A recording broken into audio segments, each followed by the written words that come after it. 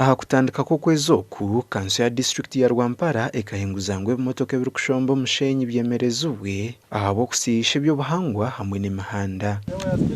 Bwanyuma yo kuhinguza ekiragiro eki, polisi ekatandika ebikwekweto by'okuzibira abarikutimba omusheenyi hamwe n'ebimotoka ebiri kugushomba.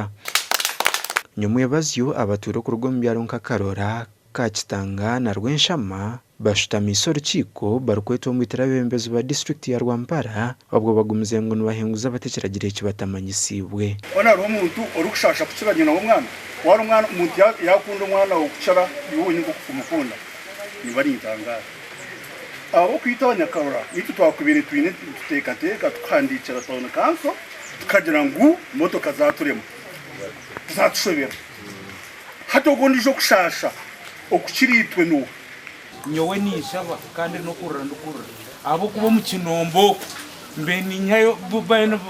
tukakora group mbe ninzayo orunaku n'obugurisi bwanjye nzasi no truck nshara omusheenyi ndigayine emitwaro 5 obundi 3 umwana wanje azayishomero na hatari omwana yishomero wambingire aryomuka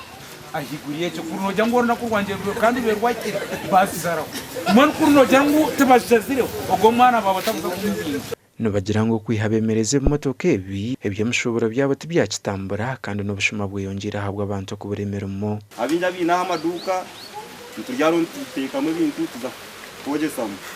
bonka hataro sente nsiba twise mukono bukira tujya ngo mukama bere abana batatayira bakatenda ayibemererize motoka ninteka cyayi nguma ninjireba omunecha gungubanye no omunju guzunzire mwene hatito mwenda tukoleki aba ubwate nibenda abeebembezi babagambire kiro kukurataho ahabo kuba mu birombe by'omusheenyi niho babire nibihentasya akasente n'umushaho takira murashiringigana tuzirezaho buizobo muntobe no shumo kwife uyihayo mutwara kongati ingambara atamabanjo mu maduka nagamaga kinjire ahubwo sente ezibintu zetwa snow truck mento antusaba ba speaker ba meya na ba MP bitu bakangunda bamore mutiyambe abashaturukwi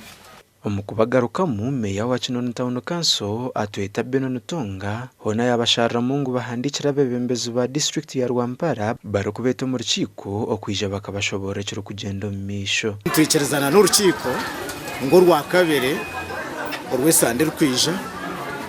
tugaruke mu cyaro cya Kakitanga n'ubwebembezi bwa district kandi ubwo rukiiko rwona rwasharamu ruketa chairman C5 ka political head wa district hamwe na speaker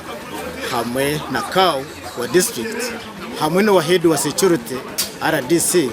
bashaba ngo rukiiko rwe bayobara urukiiko ruhendire ngo rwa kabiri rw'esabite rukwija nibija kugaruka bashutame n'abeebembezi gasha kwa Susan Charsima.